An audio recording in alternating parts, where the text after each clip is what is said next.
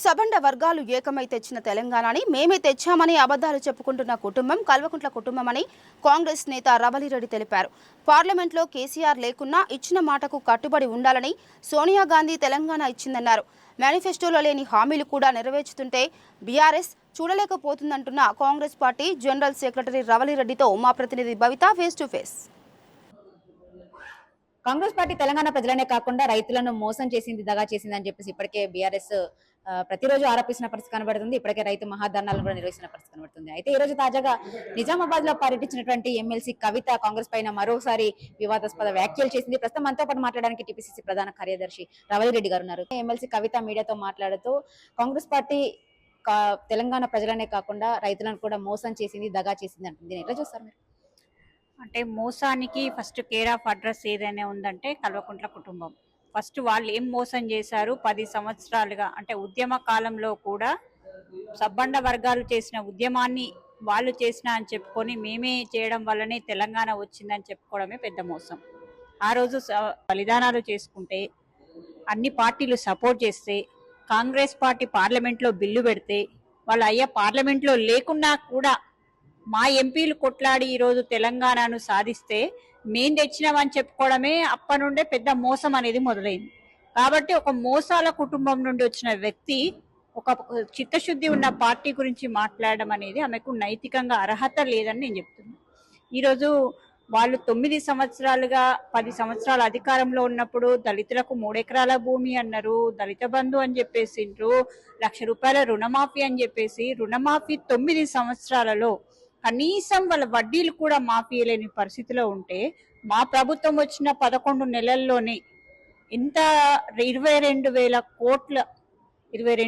కోట్ల రుణాలను మాఫీ చేసినాం. అంటే 80% మంది రైతులకు 2 లక్షలకు రుణాలు మాఫీ చేస్తే ఈరోజు వాళ్ళ గతంలో ఏదైతే రైతు భరోసా విషయంలో కూడా వ్యవసాయం చేయని భూములకు, వ్యవసాయానికి ఆమోదయోగ్యంగా లేని భూములకు, గుట్టలకు, పుట్టలకు, చెట్లకు, రియల్ ఎస్టేట్ దందాకు అన్నిటికీ కూడా వాళ్ళ యొక్క వర్గానికి ప్రజల సొమ్మును దారదత్తం చేసే ప్రక్రియలో రైతు బంధు ఇస్తే మేము అవన్నిటిని ఎలిమినేట్ చేసి రైతు భరోసా నిజంగా రైతులకు, వ్యవసాయం చేసే వాళ్ళకు భరోసాగా ఉండాలనే ఉద్దేశంతో ఈరోజు రైతు భరోసాను మేము ఇంప్లిమెంట్ చేసి ఒకటే రోజులో 527 గ్రామాలలో సుమారు 10,000 కోట్ల రూపాయలు మేము అకౌంట్లో వేస్తే ఈరోజు ఎక్కడ ఏ రకంగా మోసం అనిపించింది?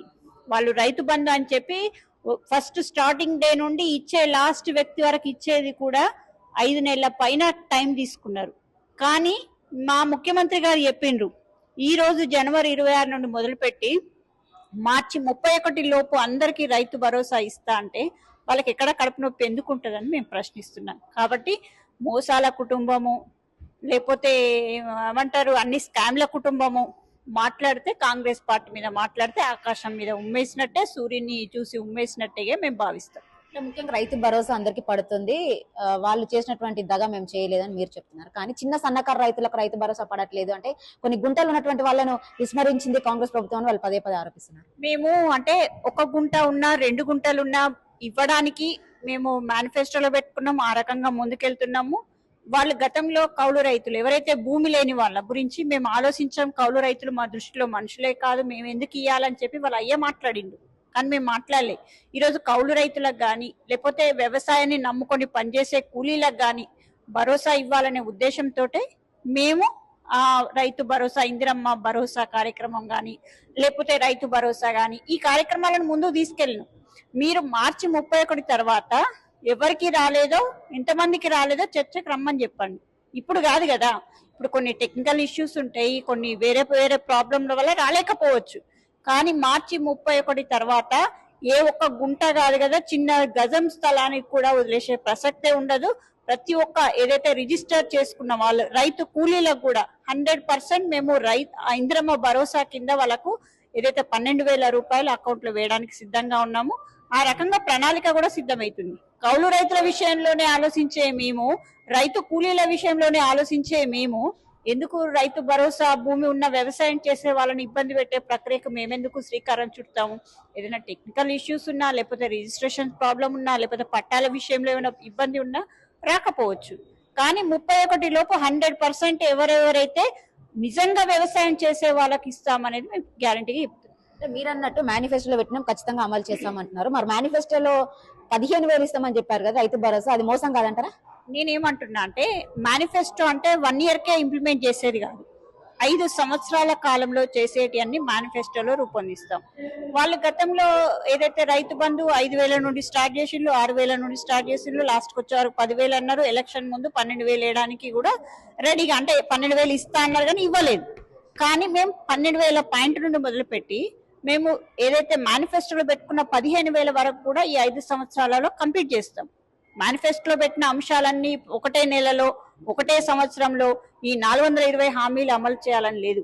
5 సంవత్సరాల టర్మ్ లో మేము ఏమి చేయగలుగుతాం అనేది నేను as a manifesto committee member గా నేను ఉన్నా కాబట్టి, సుదీర్ఘంగా చర్చ జరిగింది కాబట్టి నేను చెప్పగలుగుతున్నా. కాబట్టి మేనిఫెస్టోలో పెట్టుకున్న అంశం తూచా తప్పకుండా దానిలో భాగంగా 15,000 రూపాయల రైతు భరోసా కూడా 100% మేము ఇస్తాం. మేనిఫెస్టో కమిటీ మెంబర్ గా మీరు ఉన్నామని చెప్తున్నారు. మేనిఫెస్టోలో విషయాలన్నీ పక్కన పెడితే ముఖ్యంగా 6 గ్యారెంటీలు అనేది తెరపైకి తెచ్చారు. 6 గ్యారెంటీలతో మీరు అధికారంలోకి వచ్చారు. 6 గ్యారెంటీలలో 13 అంశాలు ఉన్నాయి. అవి 100 days లో అమలు చేస్తామన్నది మీ ప్రభుత్వం కాదు, అధికారంలోకి వస్తే ఇప్పుడు వాళ్ళు పైకి చూయించింది వేరు, తెలంగాణ మొత్తం బంగారు తెలంగాణ, మిగులు బడ్జెట్ తో ఉన్న తెలంగాణ, మేము తెలంగాణను చాలా బంగారుమయం చేస్తామని చెప్పి ఒక దిక్కు తల్లి గాని, ఒక దిక్కు తండ్రి గాని, ఒక దిక్కు బిడ్డ గాని, అల్లుడు గాని, కొడుకు గాని, ఇంకో కొడుకు గాని, సంతోష్ గాని, వీళ్ళందరూ డప్పు కొట్టుకుంటూ తిరిగిండ్రు. అంటే ఇక్కడ ఏదో లేంది త్రిశంకు స్వర్గం లాగా చూపించే ప్రయత్నం చేసింది. సరేలే, వీళ్ళు చేసిన పరిపాలనకు దీటుగా దానికి కంటిన్యూషన్ గా ఏ ప్రభుత్వమైనా చేయాలి. కానీ వాస్తవాలు వేరు కప్పిపుచ్చి పైన మొత్తం డొల్లా చూయించి, మొత్తం ఇట్లా పూతలాగా చూయించి లోపల మొత్తం డొల్లా ఉంది. కాబట్టి దానిలోకి దిగితేనే పరిస్థితి అనేది అర్థమవుతుంది. కాబట్టి బయట ఉండి చూసే పరిస్థితి వేరే ఉంటది, లోపలికి దిగిన తర్వాత వచ్చే పరిస్థితి వేరుంటది. కాబట్టి ఇప్పుడు మేము ఇచ్చిన 6 గ్యారంటీలలో ఏదైతే మహిళలకు బస్ ఫెసిలిటీ, అంటే మాకు పరిస్థితి తెలియకున్నా కానీ మేము ఫస్ట్ మొట్టమొదటగా ఫ్రీ బస్ ఇచ్చేసినాం, 200 యూనిట్ల కరెంట్ ఇచ్చేసినాము. ఇంకా మేము చేయని ఒక 2 ఉన్నాయి. ఏదైతే 2,500 రూపాయల మహిళలకు అకౌంట్ లో వేయడం కానీ అదొకటే కదా మిగిలి ఉంది. కాబట్టి దాన్ని కూడా 100% చేసి చూయిస్తాము. కాకపోతే ఇప్పుడు ఈ 26వ తారీఖు రోజు మేము ఏదైతే లాంచ్ చేసిన 4 అంశాలకు ఫస్ట్ ప్రాధాన్యతనిచ్చిన తర్వాత, ఇది ప్రజల్లోకి వెళ్ళిన తర్వాత నెక్స్ట్ కూడా ఖచ్చితంగా 2,500 రూపాయల భరోసా గాని మిగతా గాని ప్రతి ఒక్కటి చేయడానికి సిద్ధంగా ఉన్నాము. ఈ రోజు వాళ్ళు చూపించిన తెలంగాణ వేరు, లోపల ఉన్న అప్పుల కుప్పతో ఉన్న తెలంగాణ వేరు. అయినా కానీ మేము ఎక్కడ వెనుకడుగు వేయట్లేదు. ఏ రకంగానైతే నిధులు సేకరించుకోవాలా, ఏ రకంగా ఇన్కమ్ జనరేట్ చేసుకోవాలనే దాని మీద కాంగ్రెస్ పార్టీకి చిత్తశుద్ధి ఉంది, అనుభవం ఉంది. కాబట్టి ఆ దిశలో ముందడుగు వేస్తున్నాము. అసలు ఇప్పుడున్న పరిస్థితులలో కనీసం జీతాలు ఇయ్యలేని పరిస్థితి కూడా ప్రభుత్వం కల్పించింది. ప్రభుత్వ ఉద్యోగులు ఏ ప్రభుత్వంలో కూడా ప్రభుత్వ ఉద్యోగులు జీతాలు రాలేదని ఆత్మహత్యలు చేసుకునే పరిస్థితి లేకుండా ఉండే. గత టిఆర్ఎస్ ప్రభుత్వంలో ప్రభుత్వ ఉద్యోగి కూడా ఆత్మహత్య చేసుకున్నాడు. కానీ మేము వచ్చిన తర్వాత మొట్టమొదటగా ఫస్ట్ రోజే శాలరీస్ ఇవ్వడం అనేది మొదలు పెట్టినామంటే మేము 100%, అదైతే మేమైతే మేనిఫెస్టో పెట్టుకోలేదు కదా, ఫస్ట్ రోజే తెలంగాణ ఉద్యోగులందరికీ మేనిఫెస్టోలో ఇస్తామని. అంటే మేనిఫెస్టోలో పెట్టుకునే అంశాలకు కూడా ప్రాధాన్యతనిచ్చుకుంటూ పెట్టుకున్న వాటిని కూడా బడ్జెట్ ప్రాతిపదికన మన ఎకనామికల్ వ్యవస్థను బేరీజ్ వేసుకొని దాని పరంగా ముందుకెళ్తుంది. అంటే ముఖ్యంగా రైతులను మరొకసారి మోసం చేసేది రైతు భరోసా జనవరి 26 రోజు చేస్తామని చెప్పేసి అర్ధరాత్రి 12 గంటల వరకు టిక్ టిక్ మన సౌండ్ వస్తున్నారు. కానీ మళ్ళీ తర్వాత రోజు మాట మార్చిలోగా వేస్తామన్నారు అని చెప్పేసి కేటీఆర్ ఆరోపిస్తున్నారు. ఆ మార్చ్ అనేది ఏ మార్చి చెప్పలేదు, మరొకసారి దగా చేసింది ప్రభుత్వం అని అన్నారు. దగా చేయాల్సిన అవసరం కాంగ్రెస్ పార్టీకి లేదు. మాట ఇస్తే తప్పేది ఉండదు. ఆ రోజు తెలంగాణ ఇస్తామని చెప్పినాము. 600 తెలంగాణ ఆంధ్రప్రదేశ్ లో మొత్తం కాంగ్రెస్ నేల మట్టం అయిపోయినా గానీ సోనియా గాంధీ గారి చిత్తశుద్ధితో తెలంగాణ ఇచ్చిండ్రు. ఈ రోజు అదే మాట చెప్తున్నాం. రైతు భరోసా గతంలో వాళ్ళు రైతు బంధు పేరుతో ఈ రోజు మొదలు పెడితే ఇంకా 5 నెలల 11 రోజుల వరకు కూడా ఇంకా కంప్లీట్ గా ఇయ్యలేని పరిస్థితి ఉంది. కానీ మేము జనవరి 26 రోజు, ఆ రోజు సండే వల్ల అకౌంట్లు పనిచేస్తాయా, బ్యాంకులు పనిచేస్తాయా లేదా అని తెలియక వాళ్ళు మాట్లాడుతున్నారు. తెల్లారి ఇచ్చాం కదా, మండే రోజు అయితే ఇచ్చాం. ఎంతమందికి ఇచ్చామంటే సుమారు 10 లక్షల ఎకరాల వరకు మేము రైతు భరోసా ఇచ్చినాము. అంటే ఈ రోజు మొదలుపెట్టిన దాన్ని మార్చి 31 లోపు ఎవరైనా వచ్చే మార్చిని చెప్తారు కానీ ఓ మార్చులు వాళ్ళలాగా హరీష్ రావు కదా ఏ నియోజకవర్గానికి వెళ్తే కాళేశ్వరం మొదటి ఫలాలు మీకే అనే మాట మాకు లేదు. 100% ముఖ్యమంత్రి గారు చెప్పిండంటే 100% అది జరిగి తీరుతుంది. ఈ మార్చి 31 అంటే జనవరి 26కు మార్చి 31కి దాదాపు ఒక 50 రోజుల టైము 60 రోజుల టైం ఉంది. ఆ 60 రోజుల్లో కంప్లీట్ గా కూడా ఒక గుంట ఉన్న వ్యక్తికి కూడా 100% రైతు భరోసా ఇస్తారు. అంటే ఎక్కువ రోజులు మోసం చేస్తూ పాలన చేయలేరు. రేవంత్ రెడ్డి పాలన మోసం చేస్తూ కొనసాగిస్తున్నాడు అని చెప్పేసి ఆరోపిస్తుంది. అద్దం ముంగట నిలబడితే ఎలా ఉంటుందో రేవంత్ రెడ్డి అద్దం ముంగట నిలబడితే అలాగే ఉంటుంది అని.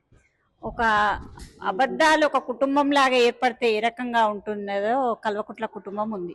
అట్లాంటి కుటుంబం నుండి వచ్చిన వ్యక్తి ఈరోజు ఈ రకంగా మాట్లాడితే బాలేదు. ఈరోజు రేవంత్ రెడ్డి గారు ఏది మాట్లాడినా అది చేసి చూయిస్తున్నారు. చేసి చూయించకపోతే అబద్ధం అంటారు. 1-2 రోజులు సర్దుబాటు చేస్తే దాన్ని అబద్ధం అనే దాన్ని మాట్లాడితే నేనేం మాట్లాడతా? నువ్వు లిక్కర్ స్కామే చేస్తేవి, నేను స్కామ్ చేయలేదంటివి. మా 10ల కొద్ది ఫోన్లు స్క్రాప్ లో పడేస్తేవి, నేను చేయలేదంటివి. అంటే నువ్వు అబద్ధాలకు కేర్ ఆఫ్ అడ్రస్సా, వేరే వాళ్ళ అబద్ధాలకు కేర్ ఆఫ్ అడ్రస్సా? రేవంత్ రెడ్డి గారు కానీ, కాంగ్రెస్ పార్టీ ప్రభుత్వానికి కానీ, కేబినెట్ కానీ, మా ఎమ్మెల్యేలకు కానీ అబద్ధాలు ఆడే హక్కు అది ఏమంటారు, అబద్ధాలు ఆడే అలవాటు లేదు. అబద్ధాలతో పరిపాలన మేము ఇంకా 20 ఏళ్ళు 30 ఏళ్ళు పరిపాలన కొనసాగించాలనుకుంటున్నాం. ప్రజలకు ఆమోదయోగ్యమైన పరిపాలన అందిస్తేనే మళ్ళీ తిరిగి ఎలక్ట్ చేసుకుంటారు. కానీ అబద్ధాలతో మభ్యపెట్ట అంటే ఈరోజు తెలంగాణ అనేది బాగా ఎంపవర్మెంట్ ఎడ్యుకేట్ అవుతున్నారు. జనాలు ఎడ్యుకేట్ అయినప్పుడు మేము ఇంకా పార్టీ మా ప్రాబల్యము మా ప్రభుత్వం ఇంకా కొనసాగాలని కోరుకుంటామా వద్దని కోరుకుంటామా? కాబట్టి అవన్నీ ఆమెకి ఏదో మాట్లాడాలి కాబట్టి సబ్జెక్ట్ ఉండాలి కాబట్టి ప్రజల్లోకి వెళ్ళాలి. ఇంట్లో బాధలు తప్పించుకోవాలంటే ఆమె ప్రజల్లోకి వెళ్తుంది. అంతకు మించి ఏమీ లేదు. తెలంగాణ ఉద్యమంలోనే సంబంధ వర్గాలు ఏకమై తెలంగాణ తెస్తే 1300 మంది విద్యార్థుల ప్రాణాలను కోల్పోతే కేవలం మా కుటుంబమే తెలంగాణ తెచ్చిందని చెప్పి దగా చేసిన కుటుంబం కేసీఆర్ కుటుంబం అని చెప్పేసి రవలిరెడ్డి చెప్తున్న పరిస్థితి కనబడుతుంది. ఏదో ఒక రోజు ఖచ్చితంగా వార్తల్లో ఉండాలి కాబట్టి రోజుకు ఒక మాట చెబుతూ వార్తల్లో నిలుస్తుందని చెప్పేసి కవిత ఏదో ఒక ఆరోపణలు చేస్తున్నారని చెప్పేసి కూడా వాళ్ళు ఆరోపిస్తున్న పరిస్థితి కనబడుతుంది. కెమెరా పర్సన్ శ్రీకాంత్, భవిత, 690.